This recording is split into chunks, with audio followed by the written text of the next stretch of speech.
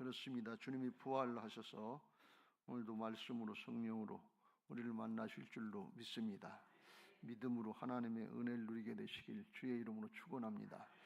믿음은 우리의 육신의 옛사람으로 하는 것이 아니고 거듭난 새 사람으로 우리 안에 계신 주님이 주인 되신 걸 인정하고 따르는 것이 믿음 생활인 줄로 믿습니다. 내가 그리스도와 함께 십자가에 못 박혔나니 나는 죽고 오직 내 안에 그리스도께서 사신 것이라. 이제 내가 육체 가운데 사는 것은 나를 사랑하사 나를 위하여 자기 자신을 버리신 하나님의 아들을 믿는 믿음 안에서 사는 것이라 그랬어요. 그 믿음은 내 믿음이 아니고 나는 죽고 내 안에 계신 예수 그리스도 안에 있는 믿음으로 산다, 그런 뜻이에요. 그래서 하나님의 믿음으로 사는 것입니다. 그래서 우리 신앙의 관점이 하나님의 관점, 말씀의 관점으로 옮겨져야 될 줄로 믿습니다. 그래야 참 신앙이 되고 온전한 신앙이 될 수 있어요. 평생 우리가 그것 싸움에 하나님의 관점, 하나님의 차원으로 신앙을 하면 승리하는 거고, 그렇지 않고 여전히 우리가 육신의 옛사람으로 내가 하는 것으로 생각해서 하면 실패하는 거고, 그래서 아브라함을 오락가락 하다 나중에 이게 전적으로 은혜로만 되는 거구나, 하나님으로만 되는구나 하고 하나님 편에 온전히 설 때 심지 굳은 믿음의 사람이 되고 굳건한 믿음의 사람, 믿음의 조상으로 세워지게 되신 줄로 믿습니다. 할렐루야. 오늘도 그런 은혜가 있게 되시길 주의 이름으로 축원합니다. 근데 그렇게 되기까지 과정이 연단의 과정이 많이 있습니다. 성경에 나와 있는 모든 인물들은 다 그 과정을 거쳐서 온전한 믿음에 이런 거예요. 아브라함도 그렇고 이삭도 그렇고 야곱도 그렇고 요셉도 그렇고 그 과정을 다 거친, 예수님 외에는 다 그 과정을 거친 거예요. 그러니까 우리가 조금 실수하고 잘못되고 실패하고 그럴 때 그때 실망하지 말고 그때 우리를 믿음의 사람으로 만들어 주시기 위한 하나님의 연단의 과정이다 하는 것을 믿고 그럴수록 주님 품으로 달려드시길 주의 이름으로 축원합니다. 그럴 때 실망하고 낙마하고 애굽으로 돌아가자, 과거로 돌아가자, 그건 육신으로 돌아가자는 거예요. 그러니까 하나님의 방향이 아니에요. 그럴수록 하나님께로 향하고 말씀을 붙잡고 앞으로 나가야 될 줄로 믿습니다. 그게 침노하는 신앙인 줄로 믿습니다. 내가 능력이 있어서 되는 것이 아니고 나와 함께 하시는 주님의 능력인 것을 믿으시 바랍니다. 보배로운 능력은 나한테 있지 않고 내 안에 오신 주님께 있는 줄로 믿습니다. 할렐루야. 이게 믿어지시길 주의 이름으로 축원합니다. 오늘 야곱이 장자권의 축복을 받기 위해서 그의 어머니 리브가하고 표현이 좀 거칩니다만 어떻게 보면 계획을 꾸은 게 적당했다 이렇게 볼 수 있어요. 왜 그런가 하면 이 리브가가 쌍둥이 에서하고 야곱을 낳기 전에 배에서부터 그런 하나님의 계시를 받았기 때문에 하나님이 가르쳐 주셨잖아요. 두 국민, 두 나라가 태중에서부터 나누어진다 하는 그런 응답을 받았고, 작은 자가 큰 자가 작은 자를 섬길 것이다, 그런 응답을 받았기 때문에 리브가의 입장, 아내의 입장에서는 그게 사명처럼 된 거예요. 작은 자 야곱에게 하나님의 축복, 장자의 축복을 받게 해주는 것이 자기가 살아서 감당해야 될 사명처럼 이렇게 생각한 거예요. 근데 그 남편 이삭은 먼저 나온 에서가 장자니까 전통에 따라서 그 에서한테 장자의 축복을 해주려고 그러는 거예요. 그러니까 이게 항상 갈등이 되는 거죠. 하나님의 뜻이 있는데 이게 현실하고 조금 다른 거예요. 그래서 이게 상충이 되고, 오늘 이제 본문의 말씀은 에서가 나이를 먹어서 눈이 안 보이고 늙어서 죽게 될 때쯤 됐다 그랬어요. 1절에. 그러니까 이삭이 에서를 불러놓고 네가 나가서 사냥을 해서 내가 맛있게 먹는 음식을 별미를 좀 만들어라. 그럼 내가 마음껏 내게 축복하고 그리고 이제 죽어도 여한이 없다, 장자권을 에서한테 물려주려고 얘기를 했단 말이죠. 그 얘기를 호시탐탐 노리던 리브가가 들었어요. 그러니까 리브가가 들으니까 이게 큰일 났단 말이죠. 야곱이 장자권의 축복을 받아야 되는데 에서한테 자기 남편이 고집을 피우면서 하려고 그러니까 이걸 빨리 해결해야 되는데 이 에서가 사냥을 해가지고 오늘 사이에 고사에 처리하지만 안 된다. 그런 생각을 갖고서 야곱을 불러가지고 계획을 꾸미는 거예요. 내가 음식은 별미는 네 아버지가 잘 먹는 거 맛있게 잡수는 거 아니까 만들어 줄 테니까 너는 내가 하는 대로 해라. 그래서 뭐라고 그러는 거면 염소 새끼 2마리를 가져오고 너는 이제 네 형처럼 털이 많이 난 형처럼 꾸며라. 그래서 염소 가지고 털을 붙이고 형의 옷을 입고 그래서 냄새가 형처럼 나게 하고 그래서 가져와라.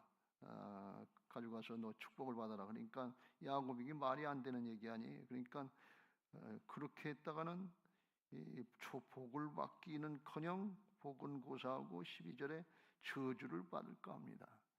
저주를 받을 것 같다 그러니. 그러니까 어머니가 하는 얘기가 내 아들아 너의 저주는 내게로 돌리리니 내 말만 따르고 가져오라. 내가 저주받는 건 다 받을 테니까 너는 따르기만 해라. 이렇게 합니다. 이렇게 하면 세상적으로 인간적으로 볼 때는 아주 헌신적이고 자기가 책임을 다 진다니까 나쁜 건 내가 다 책임질 테니까 좋은 건 네가 받아라. 이거 아주 좋은 것 같잖아요. 그런데 하나님의 나라 일은 그렇지 않단 말이죠. 세상에도 우리도 그렇게 할 때가 있고 그렇게 소리하는 사람도 있어요. 내가 헌신하고 해서 다 할 테니까 당신은 가만히만 있기만 해라. 그럼 그럴듯하다 말이죠. 근데 하나님의 나라 일은 그렇지 않고 하나님의 일은 하나님이 하시는 줄로 믿습니다. 하나님의 뜻이 어디 있는가 하는 것은 알았어요. 근데 하나님의 뜻이 어디 있는 걸 아는 게 하나님이 주권적으로 그렇게 설정을 하셨단 말이죠. 작은 자가 장자권이 된다. 원래 먼저 나온 장자가 장자권을 받아야 되는데 야곱이 장자가 권을 누리게 되고 에서가 장자권을 못 누리게 된다. 이게 하나님이 절대 주권으로 하신 거예요. 그러니까 뭐 어떻게 할 수 없는 거예요. 그러니까 하나님의 뜻을 행한다. 우리 그걸 사명 삼아했는데 그렇게 하는 걸 인간적인 방법으로 사람의 꾀로다가 그렇게 하려고 하는 걸 볼 수가 있어요. 근데 이건 하나님의 일이기 때문에 하나님의 뜻대로 잘 감당해야 될 줄로 믿습니다. 이삭도 리브가의 말을 듣고서 그게 하나님의 뜻이요? 그럼 그렇게 해야지. 그리고 야곱에게 축복하려고 그랬으면 문제가 없었지요. 근데 이삭은 이삭대로 고집을 피우고 리브가는 리브가대로 자기가 하나님의 음성을 들었으니까 하겠다고 그러고 그러니까 이게 상충이 된 거란 말이죠. 그럼 이럴 때 어떻게 해결하냐 그런 얘기예요. 오늘 야곱이 엄마 말 듣고서 아버지를 속이는 걸 볼 수가 있어요. 18절 내 아들아 그러니까 넌 누구냐 그러니까 대뜸 에서로서이다. 한 번 속였죠. 맏아들 에서라고. 또 이제 불러서 어떻게 해서 이렇게 속히 사냥을 하고 잡아왔느냐 그랬더니 하나님까지 끌어들여 가지고 아버지의 하나님 여호와께서 나로 순조롭게 만나게 하셨습니다. 하나님까지 끌어들여 가지고 거짓말 시키는 걸 볼 수가 있어요. 이 거짓말 한 번 하는 게 힘들지 한 번 첫 단추 잘못 끼면 그 다음부터는 잘못되기 시작한다는 걸 우리가 명심해야 될 줄로 믿습니다. 그렇게 또 두 번째 거짓말을 했고 그리고 아무래도 아버지가 이상한 거예요. 그래서 네가 에서인지 아닌지 와봐라 그러니까 만져보고 또 얘기해 보는데 그러니까 아버지도 짐작을 하고 음성은 야곱의 음성인데 손은 에서의 손이로다. 목소리까지 숨길 수는 없잖아요. 그러니까 이게 얼마나 힘든 일이냐 말이지. 아버지가 돌아가시려고 그러는데 아버지를 속이면 이건 평생에 한이 될 수 있는 일 아니에요. 그런데도 이거 속이면서 욕심을 따는 거예요. 욕심이 잉태한 즉 죄를 낳고 죄가 장성한 즉 사망을 낳는데 욕심 때문에 뭐가 나온다 그랬어요? 욕심 때문에 시험 든다고 그랬어요. 유혹에 빠진다고 그랬어요. 그러니까 욕심에 사로잡히니까 그걸 쟁취하려고 시험에 빠져들어가는 그 길을 가고 있는 걸 볼 수가 있어요. 그리고서 이제 네가 지금 24절 다시 한번 묻습니다. 이삭이 이르되 네가 참 내 아들 에서냐? 그가 대답하되 그러하니다. 또 세 번째 거짓말하는 이거 참 힘든 일 아니겠어요? 그거 아버지가 건강할 때 그런 게 아니고 눈이 어두워서 못 보는 거 약점을 이용해서 아버지를 속이고 그리고 돌아가시면 세 번 평생 회복할 일이 없는데 그렇고 그러면 지금까지 맺었던 관계가 부자 간의 관계가 배신으로 끝나는 거 아니에요? 그런데도 그렇게 한다. 리브가는 그렇게 부자 관계가 끊어지는데 그래도 그걸 하겠다고 그렇게 시키는 걸 볼 수가 있어요. 왜? 그게 하나님의 사명이라는 거예요. 자기 뜻이 하나님이 주신 사명이라고 이렇게 생각하는 거예요.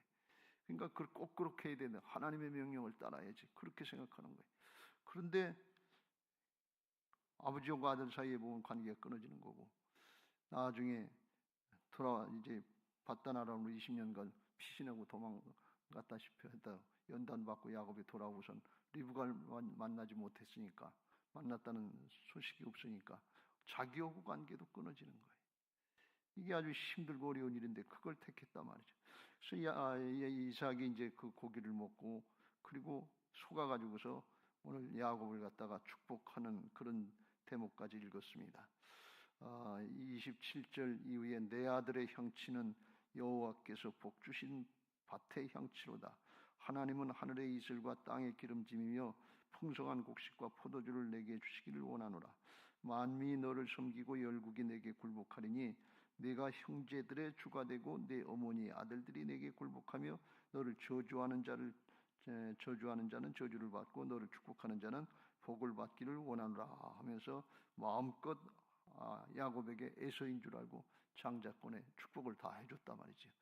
근데 나중에 이제 뒤틀어지는 문제가 나옵니다만, 이럴 때 우리가 어떻게 해야 되느냐 그런 거예요.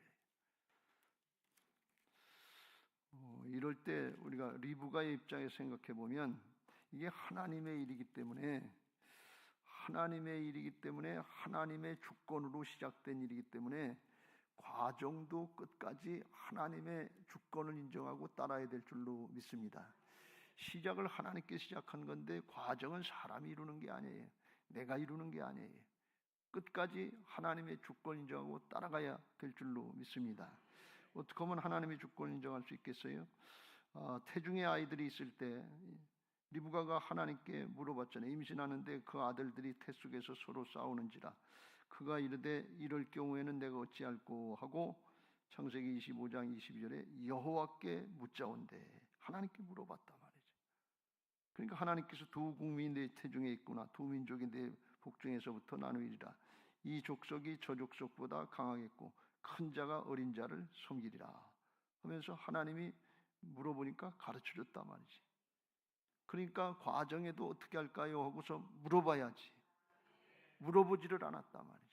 그리고 자기 생각대로 그냥 사정이 급박하고 돌아가는 게 현실이 급박하니까 우선 급한 대로 일을 처리하려고 그러고 어떤 결과가 나올지 그건 두 번째 치고 그냥 그게 사명이다. 그게 나한테 가르쳐줬으니까 내 사명이다. 그리고 그렇게 기도하지 않고 물어보지 않고 그렇게 해버렸단 말이지. 그러니까 그때부터 잘못되는 걸 볼 수가 있어요. 이런 일은 아주 성경에 가끔 나오는 걸 볼 수가 있어요. 믿음의 사람들도 실수할 때는 언제 실수하느냐? 기도하지 않고 자기 생각을 따를 때, 세상의 방법을 따르려올 때, 그때 실수하는 거예요. 여호수아는 기도의 사람이었어요. 그래서 하나님께서 모세의 뒤를 이어서 후계자로 세우셨단 말이죠. 그래서 잘 인도하고 여리고성 싸움에서 승리해가지고서 이제 그 다음에 아이성 싸움을 할 때, 그때 아이성은 조그만 것 같으니까 그때도 기도하고 하나님의 응답을 받고 가야 되는데, 이건 쬐끄만 거니까 사람들이 올라와서 정탐해 보니까 이건 쬐끄만인 거니까 3,000명쯤 그리 이제 보내시면 되겠습니다. 그랬는데 기도하지 않고 보냈다가 패해가지고 돌아와서 36명쯤 죽었다 그랬어요. 그러니까 그때서 하나님 앞에 주여 이스라엘이 그의 원수들 앞에서 돌아서니 내가 무슨 말을 하오리까? 그리고서 그때서 엎드리기 시작하는 거예요. 그러니까 하나님께서 이유를 가르쳐 주시고 그 다음에 승리하게 하시는 걸 볼 수가 있어요. 엎드리지 않으면 사람의 방법으로다가 사단의 영적인 싸움에 승리할 수 없다, 그런 말씀이에요. 여호수아 10장에도 보면 기브온 족속이 와서 화친 조약을 맺자고, 가나안 족속 중에 하나인 기브온 족속이 와서 화친 조약을 맺자고 그러는데 그때 하나님 앞에 그냥 겉모습 보니까 진짜 그런 것 같으니까 꾸미고 왔으니까 기도하지 않고 했다고 그랬어요. 무리가 그들의 양식을 취하고는 어떻게 할지를 여호와께 묻지 아니하고 여호수아가 곧 그들과 화친하여 그들을 살리라는 죄악을 맺고 회중들의 족장들이 그들에게 맹세했더라. 묻지 않고 한데 3일 지나니까 아이들이 적군이었던 게 나타납니다. 그러니까 기도하는 사람들은 계속해서 기도하시길 주의 이름으로 축원합니다. 응답 받을 때만 기도하지 말고 순종하는 과정에서도 기도하시길 주의 이름으로 축원합니다. 결과에 연연하지 말고 과정을 중시하라 그런 말씀이에요. 왜 그런가 하면 우리는 자꾸 결과에 연연해서 사람의 방법 급한 대로 처리하려고 그러는데 하나님은 결과는 하나님께 내게 맡기고 너는 믿음의 사람이 되라 그런 말씀이에요. 하나님은 믿음의 사람을 만드시려고 하시는 것이지 결과는 하나님이 말씀 한마디면 얼마든지 하실 수 있어요. 하나님은 능력이 있으시기 때문에 그건 어렵지 않아요. 우리가 끝까지 하나님 앞에 죽더라도 믿음 지키느냐, 과정 중에 믿음 지키느냐, 그게 중요한 것이지 그걸 모르면 실수하기 쉽단 말이죠. 하나님이 이삭을 훈련시킬 때도 그렇잖아요. 그냥 어려움 당하고 역경 당할 때 그냥 내버려둬요. 만나주질 않는 것처럼 욥이 어렵고 힘들고 시험 당하는데 만나주질 않아요. 대답도 안 하셔요. 이리가도 안 보이시고 저리가도 안 보이고 응답이 없으신 거예요. 하나님이 역사하시는 것 같긴 한데 그런데 나중에 보니까 하나님이 그 과정 동안에 뭘 하고 기다리시는 거면 믿음 지키는지 안 지키는지 그걸 기다리고 계시더라 말이에요. 우리가 신앙하고 사역할 때 그럴 때가 너무나 많아요. 안타깝고 답답할 때가 많아요. 제가 건축하면서 어떤 때는 엎드려서 기도하고 이게 응답 이럴 때는 어떻게 해야 됩니까? 그래서 기도하는데 응답이 없어요. 그냥 답답하고 그런데 근데 나중에 지나고 보면 그때 그냥 믿음으로 나가라는 뜻이구나. 그냥 침노하는 신앙하라는 뜻이구나. 하나님의 뜻을 따라서 침노하면 될 줄로 믿습니다. 믿음의 사람이 되는 게 중요해요. 복의 근원이 되게 하시는 것, 복덩어리가 되게 하시려고 하시는 것이 하나님의 뜻인 것을 믿으시기 바랍니다. 행한 일들, 결과들 그거 다 주께서 하신 거예요. 나의 나 된 것은 하나님의 은혜라. 결과도 하나님의 은혜고 그러니까 그건 하나님께 맡기고 우리는 순간순간 믿음 지키겠다. 주님의 뜻을 따르겠다. 그거 기도해야 될 줄로 믿습니다. 그게 예수님의 방법이에요. 예수님은 그렇게 말씀하셨잖아요. 요한복음 8장 28절 29절에 내가 스스로 아무것도 말도 안 한다. 아버지께서 내 안에서 말씀하신 거 그걸 듣고 말하고 그걸 듣고 순종하시니까 아버지께서 나와 함께 하신다. 그리고 그게 하나님을 기쁘시게 하는 일이다. 그러니까 순간순간 엎드리세요.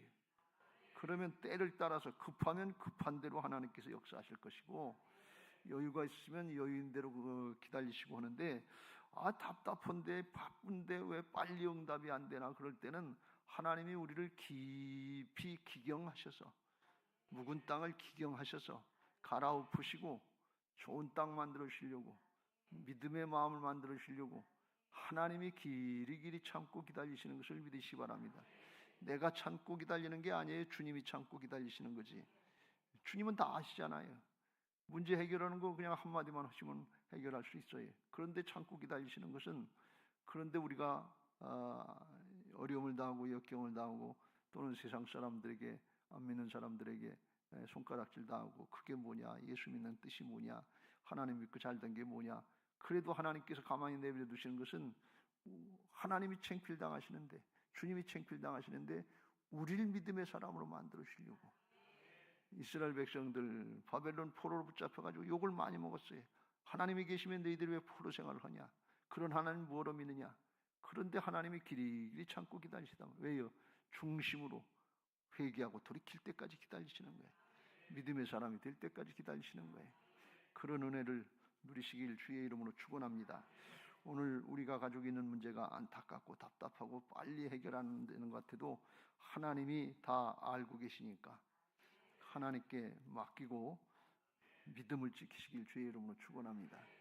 어린아이가 매를 들면 엄마 품으로 달려가는 것처럼 그럴수록 더 힘차게 기도하고 그럴수록 더 말씀 붙잡고 나가고 믿음 지키다 보면 하나님이 나를 만드시려고 했구나 하는 걸 알고 나도 만들어지고 또 하나님께서 문제도 해결해 주실 줄로 믿습니다.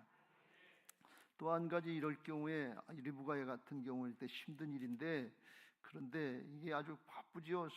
더군다나 리브가는 결단력 있는 사람이고 이제 가겠습니다 그리고 당장 나서는 사람이고 성질이 좀 바쁜 사람인데 힘들긴 하지만 이럴 경우에 다시 한번 엎드려 기도해야 되고 기도하면서 끝까지 인내해야 될 줄로 믿습니다. 기도해놓고 인내하지 못할 때가 많아요. 이게 하나님 앞에 핵심이에요. 그럴 때 다시 기도하고 하나님 편에 서고 하나님의 주권을 끝까지 인정해야 되니까 다시 한번 주님 어떻게 할 것인지 물어보고 또 그 다음에 인내해야 될 줄로 믿습니다. 기도라는 것은 구하고 찾고 두드리는 과정이 다 기도라고 그랬어요. 기도하고 응답 받으면 찾고 순종하고 그래도 응답이 안 되면 두드리면서 열릴 때까지 인내하는 거예요. 이게 좋은 땅이 되는 비결인 것을 믿으시기 바랍니다. 좋은 땅에 있다는 것은 어떤 거라고 그랬지요? 하나님의 말씀을 듣고 지키어 인내로 결실하는 자다. 왜 인내를 하느냐? 하나님이 인내할 때 우리를 만드시고 말씀에 성취를 보게 하시는 거예요. 히브리서 10장 36절 너희에게 인내가 필요하면 너희가 하나님의 뜻을 행한 후에 약속하신 것을 받기 위함이라. 약속의 성취를 보게 하기 위해서 인내하게 하신다. 문제만 해결되는 것이 아니라 우리도 만들어 주시려고. 이게 하나님은 우리 자신에게 관심이 더 크니까 우리를 만들어 주시는, 만들고 변화받는 시간이 오래 걸리지 문제 해결하는 시간은 쉬워요. 그거는 그냥 말씀 한마디만 하시면 그대로 되는 게 하나님 나라의 역사니까 그건 쉬운데, 그러니까 어렵고 힘든 순간에 실망하고 낙마하지 말고 가장 큰 축복, 가장 좋은 축복은, 영원한 축복은 내 자신이 믿음의 사람으로 만들어지는 거다. 이걸 깨닫고 고난당한 것이 유익이라 하는 것처럼 고난당할 때 기뻐하고 즐거워했던 믿음의 사람들처럼 그럴수록 더 기뻐하고 감사하면서 하나님께로 나가시길 주의 이름으로 축원합니다. 나 같은 것에게 감당할 수 없는 믿음밖에 안 되는데 이렇게 큰 문제를 만나게 하셔서 이걸 감당하게 하시니, 그를 인정하게 하시니 감사합니다. 이 기도 할 수 있게 되시길 주의 이름으로 축원합니다. 왜요? 감당할 수 없는 시험은 당하지 않게 하신다고 그랬으니까 오히려 감사는. 지난번에 그런 말씀드렸죠. 어떤 젊은 집사님이 갑자기 암 판정을 받는데 사기 판정을 받아서 이게 가능성이 없다는 거예요. 그 우리 집사님이 목사님 신방 가서 얘기를 하니까, 예배를 드리고 나서 그런 얘기를 해요. 목사님, 저는 이런 시련을 감당할 수 없는 사람인데, 그만한 믿음이 안 되는 사람인데 하나님이 나한테 이렇게 큰 시험을 주시는 것은 하나님이 나를 이렇게 믿음의 사람으로 인정하시는 것 같은데 이게 얼마나 감사한 일입니까? 그리고 믿음 지키고 하늘나라로 갔다는 거예요. 한 번 왔다 한 번 가는 거는 똑같은 거예요. 조금 더 사느냐 덜 사느냐는 인간의 입장에서 중요한 거지, 영원한 하나님 나라의 입장에서는 빨리 하나님 앞에 가는 게 더 좋은 것인 것을 믿으시기 바랍니다.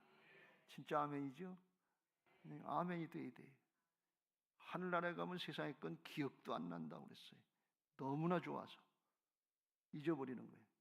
근데 마지막 가는 순간에 암이 사기고 죽게 생겼는데 하나님이 살아계시면 나한테 이렇게 할 수 있냐, 그래서 원망하고 불평하다 가는 것보다는 나 같은 것에게 이렇게 큰 믿음을 인정해 주시고 감당하게 하시니 감사합니다.